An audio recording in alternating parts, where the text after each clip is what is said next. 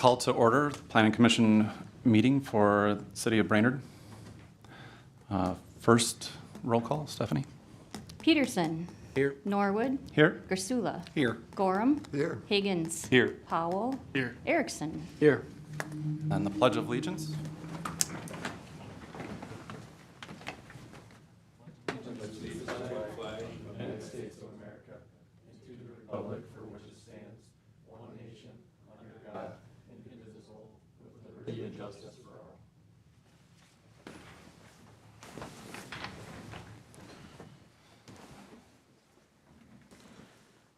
All right. Seeking a motion for approval of the agenda.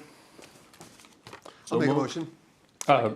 Real quick, I just want to note that I do need to recuse myself for item 7A. Okay. So did I hear Gorham for, and then Erickson for second? Okay. All those in favor? Aye. All those opposed? And on to looking for a motion for approval of minutes. Move to approve. Second. And all those in favor? Aye. And all those opposed? And ayes have it. Unfinished business, item 6A. Community Development Director. Thank you, Mr. Chair. So this is holding a public hearing considering data center ordinance included in the packet.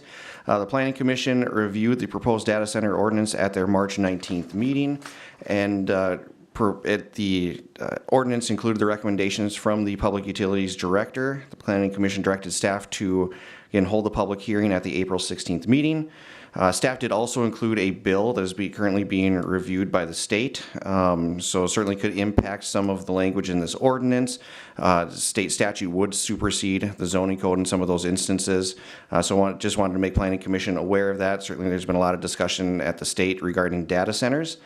So with that, I can answer any questions after this, but staff does recommend holding a public hearing and recommend approval of the proposed ordinance. Any questions for staff? Just a quick question, sir. When you went through the state ordinance, was there anything that you looked at that and you said, man, that should have been in the local ordinance? Was there any insight from that, or was it just standard stuff?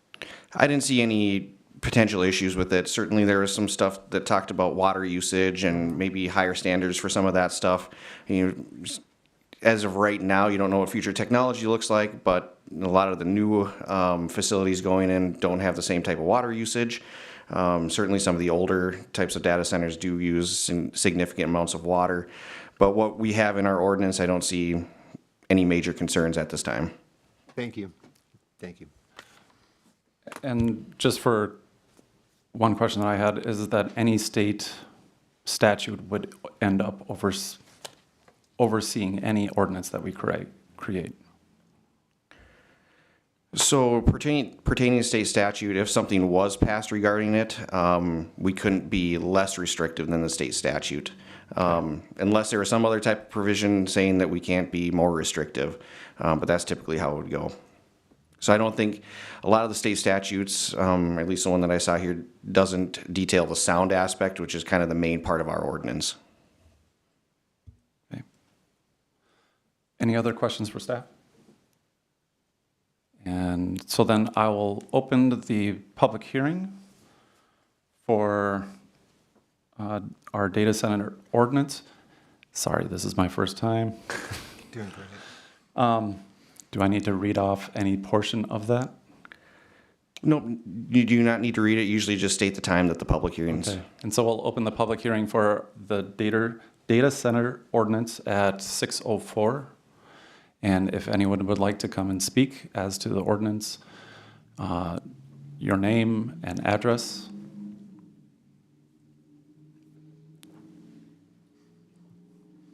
Okay, Don. Hi, Sarah T.C., 11687 Oak Ridge Road. Looked it over, it actually looks great, and we just want to say thank you for moving forward with this. Don't really have anything to add, but I appreciate it, so thank you.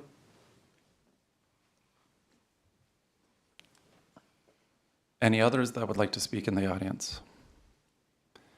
Anyone online that would like to speak? And seeing none others, I'll close the public hearing for data center ordinance at 6:05. And then bring it back to the board for discussion.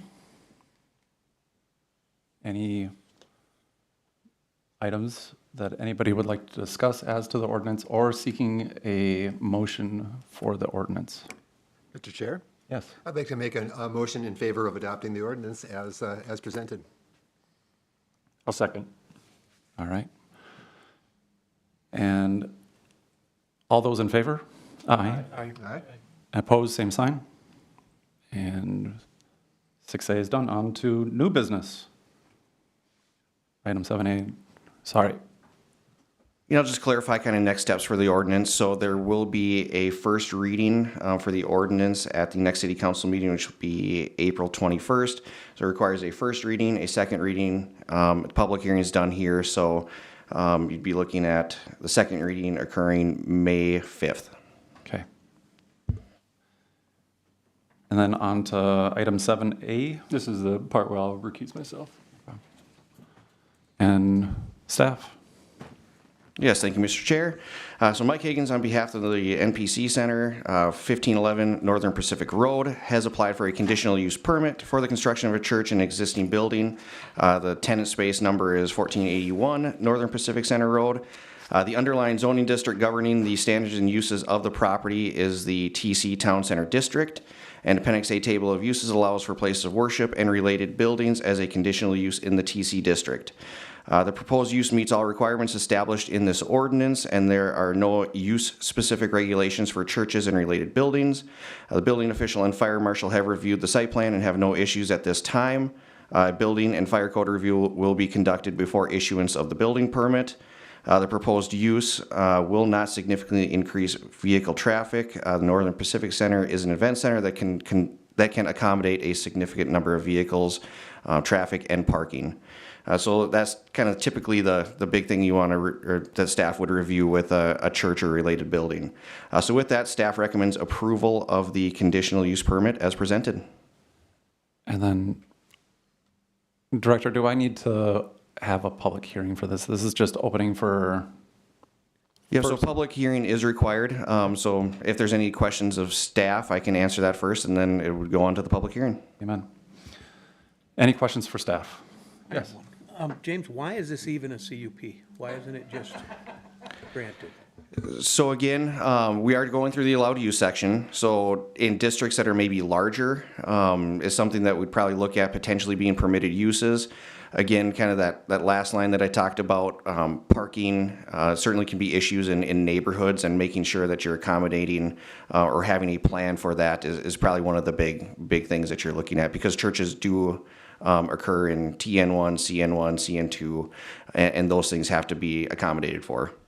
So a follow-up with that, so if we were to change some of that, if we looked at like parking and some of those things that could arise for that, then it could be just a staff directed, is that, if we do make a change, I'm not saying we will, but. Yeah, potentially. Again, for larger properties like this one, or districts that have large properties in them, say general commercial, maybe industrial,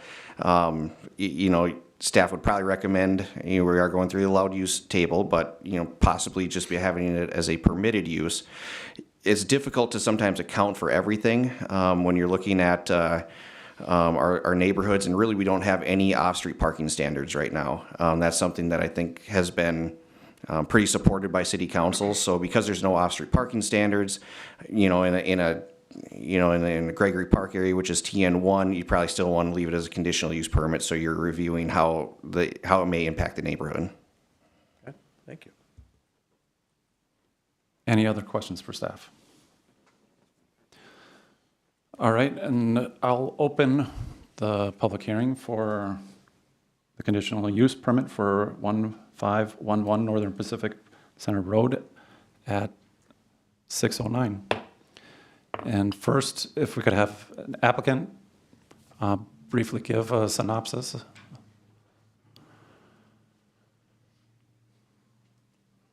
Hi, Mike Higgins, 1511 Northern Pacific Center Road. Not too much to talk about. It's a 8,000 square foot space that was previously occupied by Smokestack Barbecue. They got out of their lease early and we offered it up to the church. We knew they've been in the basement of the Arboretum for the last couple of years and knew they were coming up against a deadline on their lease over there, and they've been growing, and I attend that church, so we offered it to them, got a deal done, and that's why we're here. Any questions for the applicant? Mr. Chair, Yes. what's the name of the church? Risen. Cool. That's all I had. All right. No other questions? Thank you. Thank you. Any other individuals that would like to speak on the conditional use permit? All right, anyone online? And seeing none online. I'll close the public hearing for the conditional use permit at 6:11. And bring it. Chair, Yes. and make a motion to approve this as stated, as staff has stated. Second. Okay. No additional conditions? No. Okay. All those, any discussion before I move on? All right. Mr. Chair, I just want to say, I think this is a great idea. I think it follows with the comp plan. It follows with the idea of infill and developing sites that are already built out as opposed to, building new ground. So I'm in favor of it. I think this is a great idea. All right. Any other items for discussion? All right, all those in favor? Aye. Aye. All those opposed? And that motion carries, and I'll go back to staff for next steps. Yep, so this will be at the next city council meeting on April 21st for consideration by city council. All right. And then moving on to item 7B, conditional use permit for expansion of adult daycare services at 1919 South 6th. Thank you, Mr. Chair. So Productive Alternatives has submitted an application for an interior remodel and conditional use permit to allow for the expansion of adult daycare services. The property is located in the general commercial district, and table of uses permits daycare facilities as a conditional use in the GEC district.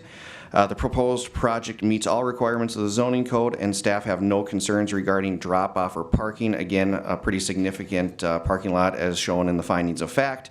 The building official and fire marshal have reviewed the site plan and have no issues at this time. A full building and fire code review will be conducted again before issuance of the building permit. Staff did put a couple options in there. Option one would just be to approve it as stated in the findings, and as the request of the applicant. Option two, as the Minnesota Department of Human Services regulates the operation of daycare facilities and Productive Alternatives meets all the other requirements of the city ordinance, staff recommends approval of the CUP amendment without any future occupancy limits to the existing building related to the CUP. So allow it, we've done this for a few other childcare facilities that have kind of large areas, large parking areas, so they wouldn't be able to add on to the building, but could add occupancy to the building without coming back for a conditional use permit. Any items for staff from the commission? Yes. I've got a question, James. They got like a considerable fleet at that location. Can you tell me how many vehicles they're allowed to have in that spot, under that zoning and in that location, and with this expansion, I guess, do you anticipate that being an issue? So I don't have a fleet number. Yeah, I have not heard of any concerns about, on-street parking. I included the number of parking stalls in the findings of fact. I believe it was somewhere between 80 and 100. Certainly, just viewing the property on a day-to-day basis, driving that area, it doesn't seem like the parking or any of that's ever an issue for it. So again, we've done this for other ones where we've allowed additional occupancy without having to come back for a CUP, except for if they were actually going to be adding on to the building. That would be considered an additional expansion and would have to come back. But they're allowed to have, I don't know, 7 or 8 or 9 of their fleet vehicles parked on their parking lot in that space there? Yep. Under that zoning, okay. Thank you. Any other questions for staff? All right, seeing none, I'll open the public hearing for the conditional use permit for 1919 South 6th at 6:15. And if the applicant is here and would like to come forward. All right. And anyone from the general public that would like to speak on the matter? And anyone online? All right, and one last time for a call for anybody that would like to speak on the matter of the public hearing for 1919 South 6th. All right, and we'll close the public hearing at 6:16. Wait for it.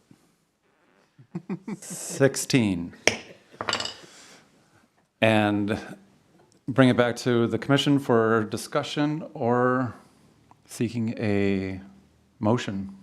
I have a question. Yes. This question was actually aimed at the applicant, but James, I'm going to put you on the spot here. Who are the clients? I'm just kind of curious, just curiosity. Who are the clients that they have there? So it's adults with potentially like mental challenges, something like that, that I believe some of them are at the facility all day. Some of them do go out to different work sites and that type of thing. I don't have, exact detail on it, but that's kind of a general idea of what it is. And I included in the findings of fact, it does fall under the daycare facility portion as well as defined by the zoning code. So whether it's adult daycare or child daycare, it kind of falls under that same category. Good. That's all I had. All right. Any other questions for any other discussion items? Seeking a motion for the conditional use permit. Yes. Move to approve as recommended, With, as presented. as option 1 or option 2? Option 1. Okay. Second. All right. All those in favor? Aye. Aye. And opposed, same sign? And motion carries. And back to staff for next steps. Yep, so next steps, this will be heard at the next city council meeting on April 21st. All right. And then on to item 7C, conditional use permit for short-term rental at 714 7th Street South. Thank you, Mr. Chair. So Mighty Homes LLC applied for the renewal of a short-term rental at 714 7th Street South, Brainerd. The rental has been operating for 1 year, and there have been no concerns or issues at the property. Staff has not received any phone calls. The short-term rental expired April 1st of 2025. The applicant stated that he misunderstood the renewal date, but did state the property is currently leased out to a long-term tenant in the health field until August. The house rules are consistent with the city code, and staff have no issues with the renewal of the interim use permit. There are currently 8 VDUs in Brainerd. The property is in the TN1 district, which allows for 10 total. Right now in the TN1 district, we have 5 VDUs, including this one. And then kind of additionally, there are no other VDUs on this platted block. So with that, staff recommends approval of the interim use permit with the following conditions. Continuing submitting the lodging tax to the finance department on a monthly basis, and the interim use permit shall expire 2 years after issuance, and I can answer any questions.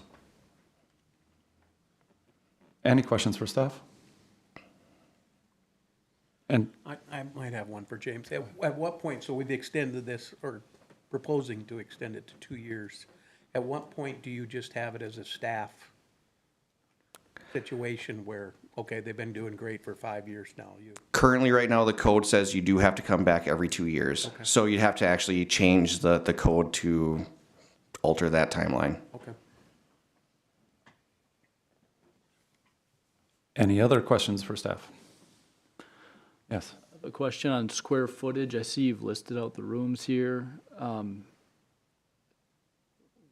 Is there a minimum square footage that this would need to meet, and does that, can you talk about that? Yeah, so minimum square footage, I'd have to go back to the rental code. I don't have that number offhand, but there are minimums. I believe 75 or 50 square feet for a single bedroom. And then I do know at 100 square feet, you're allowed to have two. So, and then for every 50 after that, you're allowed to have that additional. Okay. Okay, thank you. Any other questions for staff? All right, and we'll open the public hearing for the interim use permit for 714 7th Street South at 620. If that applicant is present and would like to come forward. And anyone else from the public audience like to come forward on this matter?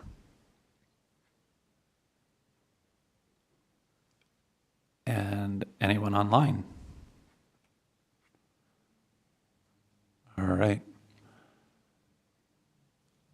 And one last call for anyone that would like to come forward to speak to the public hearing for interim use permit for the short-term rental at 714 7th Street South. And we'll close the public hearing for the interim use permit at 6:21. And bring it back to the commission. Any questions or discussion items from the commission board? I just have one comment. Yeah? I think it's kind of refreshing to have one where it's a renewal and it's done in an orderly process and it's not our usual, we caught you doing this kind of thing. So this is good. This is the system working. And I know it's a little bit, and I can appreciate what you're saying, Dave. It's a little bit, of a burden to have people come back again. But if there was trouble, this is such a great way to catch the trouble. So I know it's kind of extra red tape, but it does give a chance for us to review it as we go.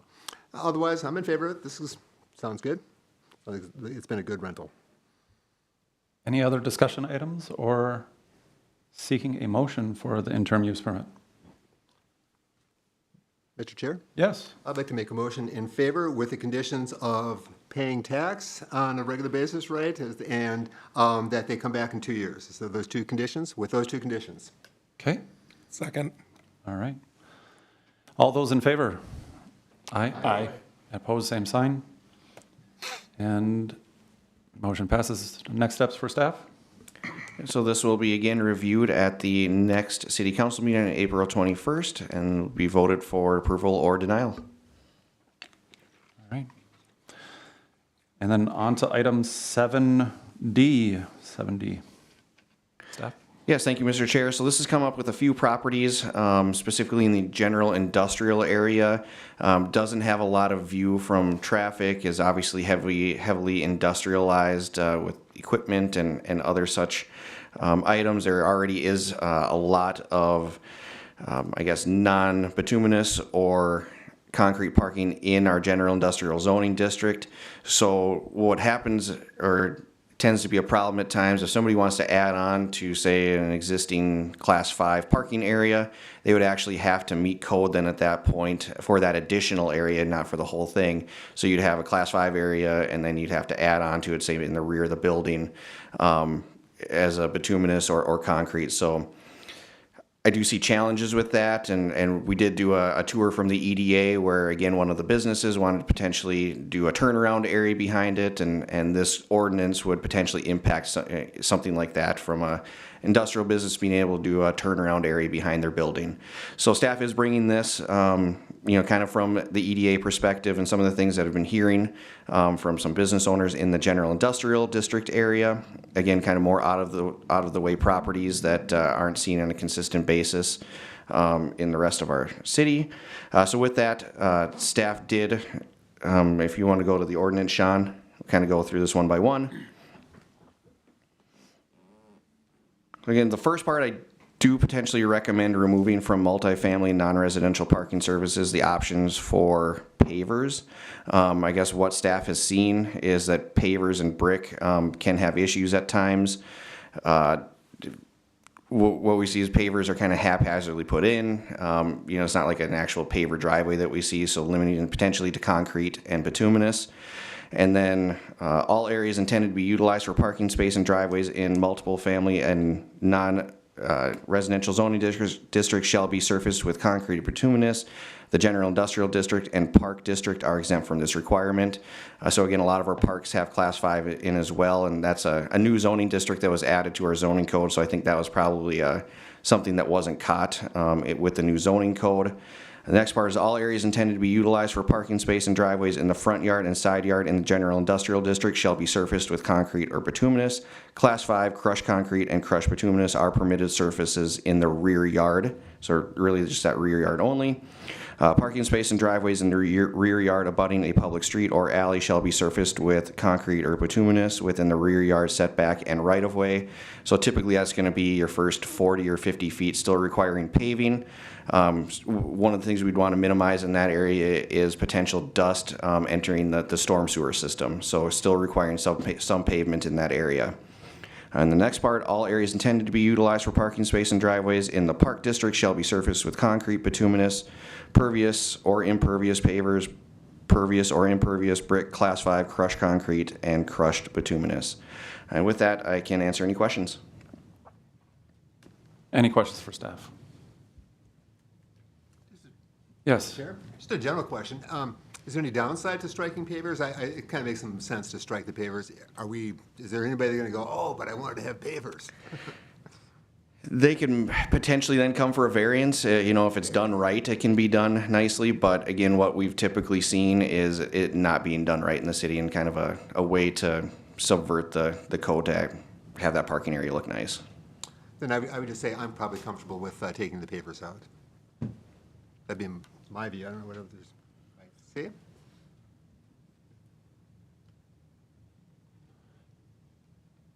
Any other discussion or question for staff or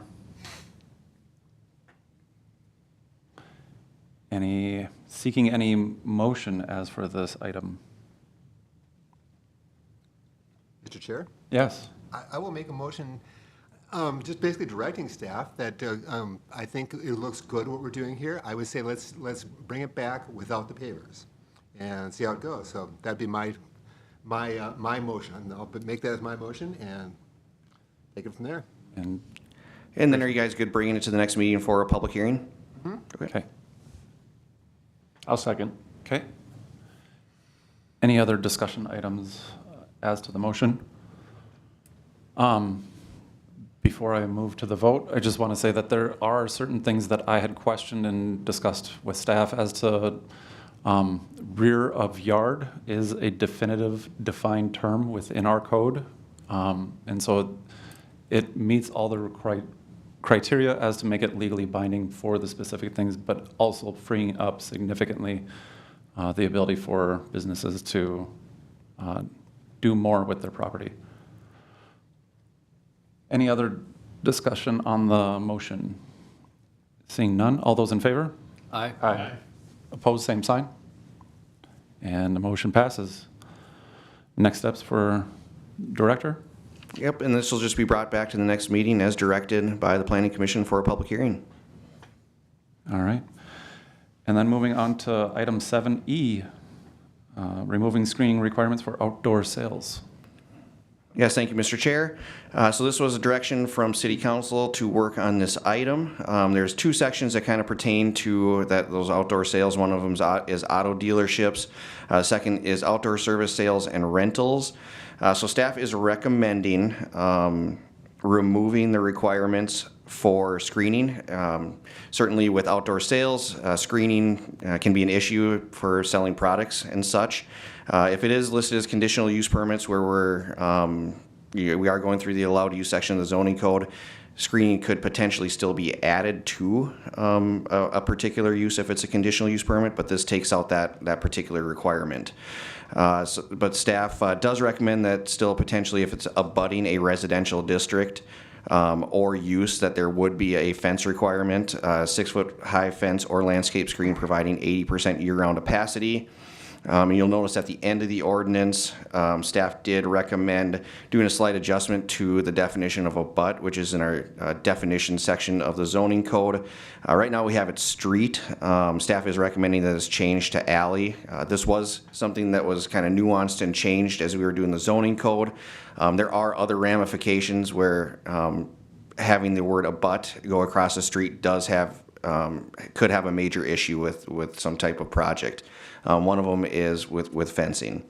So it would allow potentially with the word abut for somebody to install a very large fence in their front yard. So with that, that was just one of the instances, and I think were some others if I do recall. But with that, I'll take any questions from the Planning Commission. Any questions for staff? Yes. For James, what is a landscaped screen? Trees? So landscape screen would be, evergreens. It could be arborvitaes, that type of thing. I think Taco John's and Starbucks put in kind of a row of arborvitaes in that area near their drive-through. So it'd have to be something that would be kind of have that year-round opacity. So more than likely to achieve that 80% opacity, it would have to be evergreen spaced pretty close. Follow-up question, do we have a definition of that, or is that? We do have some guidelines in our landscape ordinance on what spacing might look like. I didn't add it to this, but it could potentially be added to it, as prescribed by section such and such in our landscape screening requirements. I wouldn't be in favor of adding to it, I just was curious if that referred to a definition elsewhere. Thank you. Any other questions for staff? Yes. Sure. So number 6 on here, required parking shall be segregated from the sales display, and the area used for sales shall not take up any required parking space. When I read our off-street parking section, I am reading that in Town Center and Main Street, there is a required parking space, one required parking space, and parking maximums in those and other zoning districts. I guess my question for us is, does it make sense to regulate a parking stall here when it's potentially one parking stall? I mean, obviously any business owner is going to have more than that, but to me it seems our zoning code allows just one. Do we need to regulate that?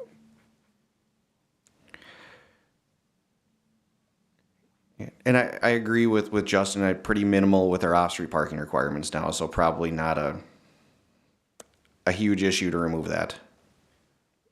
Question Yeah. for Justin, you're just saying it's redundant of us to Yes. essentially regulate Yeah. here since it's dealt with, I would agree. Yeah, it's dealt with elsewhere, and it's, like I said, potentially one spot. If one spot is commingled with their sales area, it's not gonna be a huge issue, I don't think, Probably gonna do it anyway.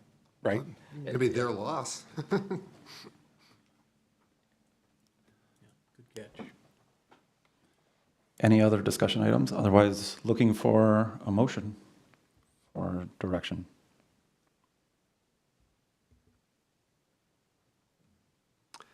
Yes.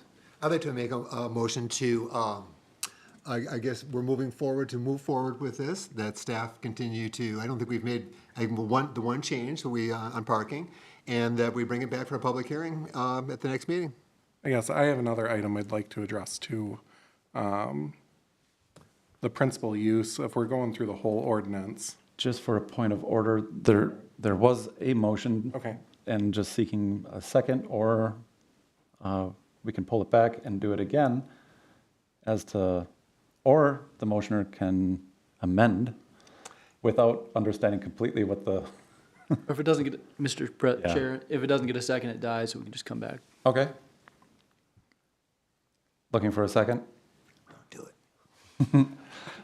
All right.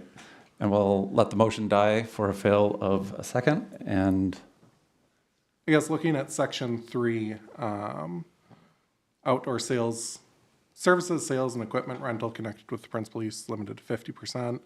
And then down below in Town Center and Main Street, limiting it to 15%. To me, that seems quite low, especially if service is not attached, if it's just sales. Sales could occur with a 8x8 shed. So I'd just like to raise that point that maybe that needs to be adjusted. Because it does seem like we're severely limiting the amount of sales space.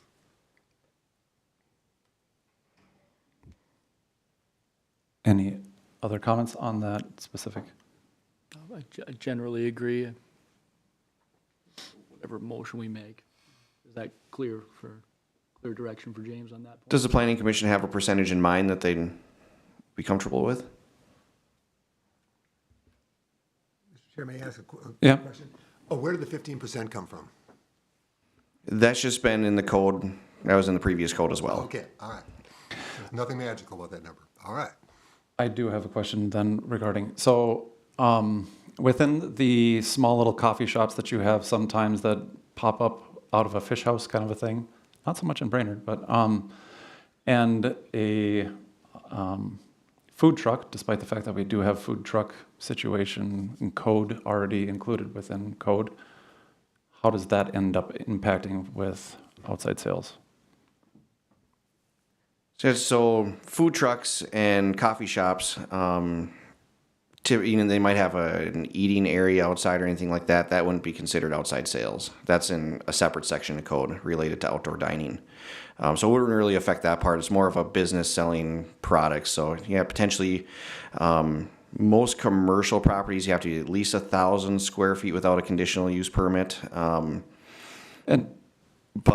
For clarification, what I'm more or less saying is that sometimes you'll see those little pop-up barista situations that it's a very, very small, like I say, it's a shack that is in somebody's parking lot that they pop up and do sales, their retail coffee sales out of, Kind of like ear corn or whatever in the summer.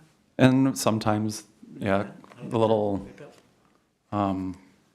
vegetable shop that's in the parking lot kind of a situation, yeah. yeah, I'll kind of add here. So the town center and Main Street district, typically the purpose and intent of it is to have pretty dense areas, shopping, living. So having kind of real large, expansive sales lots may not be consistent kind of with that zoning district, but yeah, perhaps 15% may be too low. Okay. And did you have a recommendation for that percentage? I was thinking on it. Okay. So I guess for Town Center and Main Street, I believe a parking spot is about 100 square feet. So if the minimum required building size is 1,000 square feet, that would be, if we did 25%, 2 parking spots, that seems reasonable to me. In other zones, I don't know that we should necessarily limit it in other zones. Just because, like I said, you could have an 8x8 building doing trailer sales or rentals, equipment rentals, which we don't have much of in town. And they would be perfectly fine with that building size, but they need a lot of area for their sales, for their trailers or whatever equipment that they're selling or renting. Any other discussion items? All right, and looking for a motion for direction for staff.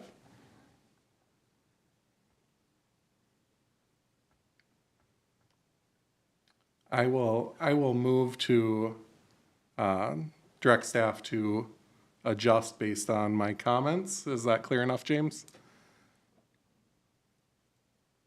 Yep, that's clear. So what I took from that was 25% in Main Street and Town Center and no requirements in the other zoning districts. Yes. And then the other part of it was removing then the parking space Removing the requirement. parking space. That's your motion, I'll second that. Yes. Okay. Any discussion on the motion? Seeing no discussion, all those in favor? Aye. Aye. And opposed, same sign. And the motion passes. All right. And staff? Yep, so staff will bring this to the next planning commission meeting for a public hearing. All right, so to clarify, we'll have a public hearing at our next commission meeting. That's correct. Okay. Moving on to item F, 7F. Review of the commission itinerary. Yes, thank you, Mr. Chair. So staff put together a memo here showing what our completed ordinances are, the ones that we've been working on, and then also the ones that are still up for review. You see some of them have direction tonight, and one of them is going to City Council, the crypto mining data centers and AI centers. Staff brought the other two for review tonight, industrial off-street parking requirements and outdoor screening requirements. And then currently staff is working on shoreline management regulations. So this is a large one. I think it's a 40-plus page code that we have right now in our city code. We haven't reviewed it for 20 years, so staff hasn't put a lot of work into this one yet. We've been focused on the allowed use table kind of first. The allowed use table will be at the next planning commission meeting for kind of an initial review. And then staff, after that, allowed use table will probably begin working on that shoreline management regulations as required by the Minnesota DNR. A couple other ones were added to this one as recommendations from the EDA, so just want to get kind of approval from Planning Commission to add this to the itinerary. So one of them is sign standards. At our EDA workshop on April 3rd, the EDA board recommended working on this. Right now, our sign standards have kind of where they can be located, what size they can be, but really don't regulate what they can be made out of. So what we're seeing kind of around downtown and some of our other commercial areas is we're getting kind of vinyl banners that are put up on buildings and really not kind of enhancing, that shopping area. So the EDA is recommending to work on that. And then also design standards. We did go through design standards quite thoroughly for residential properties, but really didn't take an in-depth look at some of our commercial districts. So this is something else that the EDA is recommending that the Planning Commission focus on this year, really some of our major corridors and enhancing those and enhancing some of the requirements. And then again, the City Council did approve a budgetary item for the comprehensive plan. Obviously, that's kind of been getting bumped down on our itinerary list based on some of the direction from Planning Commission, City Council, and the EDA. So staff certainly has that and something that we should work on this year as it is a budgeted line item. But staff is recommending the other priorities first. So with that, I can answer any questions. Any questions for staff? Go ahead.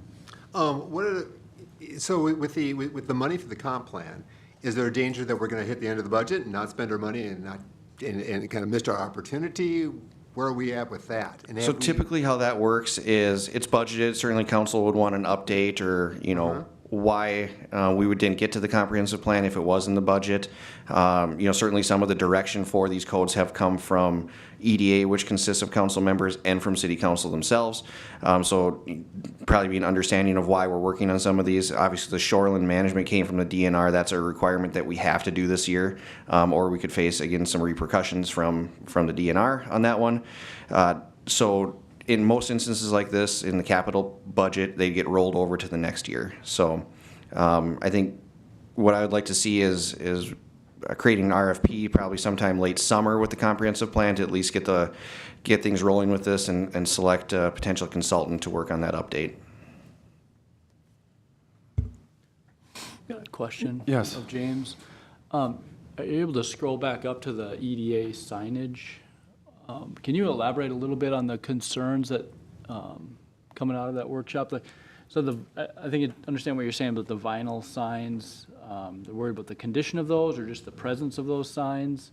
Yeah, I'd say probably just more of the presence instead of having kind of a real nice three-dimensional sign put on the building, something that looks more permanent. Certainly vinyl signs are going to show wear and tear a lot faster as well. So I think what came out of the conversations from the EDA is maybe there's some temporary, somebody moves into a building, they're allowed to put up that temporarily, but then, you have a certain number of months before you have to put some type of sign with more aesthetics in that area.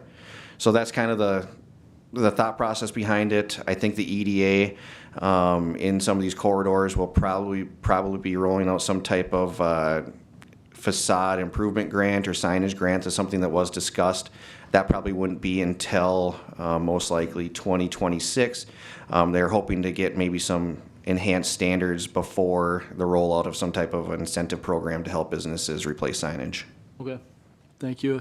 I guess just a comment then, I guess I look forward to talking about that, bringing it. I guess my concern is, for a startup business, we want to encourage startup businesses along our corridors. You get a $350 cost to get a nice looking vinyl sign versus, $5,000 to $10,000 and up for a, structured sign like that. And so I guess we'll talk about it more at the next meeting, but that's my kind of initial thought and concern. Commissioner Peterson? Well, if we're talking about it later, because same thing, it's gonna be a regulation nightmare, I would think. You think about the liquor stores and different things that, put up Busch Light or whatever for sale this week. Is it gonna include those kinds of things, or the car dealership that's, got a special on Mazdas tomorrow. They're everywhere. So typically, the ones that are put up for a week or on a temporary basis, those aren't issues. It's ones that are kind of left up there permanently. Certainly, yeah, an example is liquor stores that put a lot of signs there. It's hard to know when they put the signs up. Are they grandfathered in? But that many signs on a building is prohibited by code, and it always has been. As to creating the priorities within our situation, am I hearing it correctly that shoreline management should be the highest priority? Yeah, again, the allowed use section and shoreland is the ones that count, that staff is currently working on, and staff believes that definitely should be the highest priorities. Okay. Anybody on the commission that disagrees with that assessment? Okay. And then moving into the comprehensive plan might be the next major priority of staff. Am I hearing that? So yeah, certainly want to look at doing that this year. The sign standards, I think could be a pretty fast ordinance like these last two. The Planning Commission did do a pretty thorough review of our sign ordinance a couple years ago. Came up during kind of the political season, so it's really adding more of an aesthetic requirement in the sign standards. I don't think that one's going to take a considerable amount of time, and I could see that one being brought within the next couple of months, just as we're working through some of these other larger ones. Design standards, that one, certainly could take a little bit more time. So whether design standards is before or after the comprehensive plan, that's up for further review. Okay. And then if I'm hearing it correctly, the solar arrays and the manufactured home overlay and sound requirements would be towards the bottom of the current list. Again, if somebody were to propose a solar array in Brainerd right now, we don't have code for it. So it would be a little bit of a longer process. I went through that process with Brainerd Public Utilities over in Baxter. Again, it was just brought forward with the project. So, if somebody were to propose something, we just look at creating standards at that time. Is there currently code within our neighboring communities that does reference solar arrays that you know of? So Baxter does have code for it. Okay. Do you believe that it would be fairly simple and easy as far as crafting and working through that specific item? I think that one could be a little bit more time consuming based on screening requirements. There was a lot of discussion on that over in the neighboring city. Okay. Yes. I think this is a good list. I like the priority as you have them laid out. I don't know if we're looking for action on this. If some of these shift in order, I have no problem with that. I think it's fine as is. I don't think the chair doesn't believe that there needs to be an action, as there is enough consensus within the commission to create the hierarchy within the priorities. Circumstances require some of these to shift around, no problem. Otherwise, it's a good prioritized list. It would be, Mr. Chair. Yes. It would be great. Some of these have been kicked for a couple of years now. It'd be great to get to a couple of them if we can. The manufactured home overlay district, we've kicked that one down the line. And that would be a good one to get around to. But I think you have a good set of, I have no argument with the priorities. I think they're, as laid out, they make a lot of sense. That's all. All right. Any other questions, comments? All right. Moving on to item 8, public forum. This item is, usually there's like a whole little thing that I can read off that specifies exactly what it is, but it's an opportunity for the public to speak about anything that is not on the agenda. If anybody would like to come forward to speak for the public forum, just simply need your name and address. And make a second call for anybody that would like to speak at public forum. And a third call for anybody to speak at public forum. All right. I don't have to open or close it or anything like that. Am I supposed to? Kind of fun. Oh. I started talking about it at approximately 6:48, and now it's 6:49. And so, moving on from public forum into staff reports. Yes, I'll just give an update on the Country Manor project to the Planning Commission. So getting very close. Indoli did their final review for the structural, mechanical, and other types of reviews and have released that. I think there's one item left on the plumbing review. So the state review can take a significant amount of time. So that was something that staff was looking at and certainly wanting to ensure that that was getting done in a timely fashion before construction here. They are anticipating hopefully to break ground sometime late May, early June. Right now they're drafting a lot of the closing documents for the conduit debt through the city of Brainerd and bonding for that as well. So project is moving forward and hoping for beginning construction kind of late May, early June. Any questions for staff? All right. And then moving on to item 10, Commissioner Member Reports. I'll start down to the left. Nothing to report. All right. Okay. Ditto. Nothing. All right. I do have one item.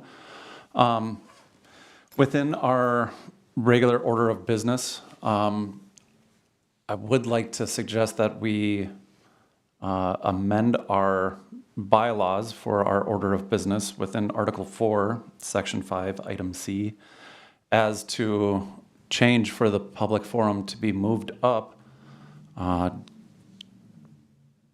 to just after approval of minutes in the future.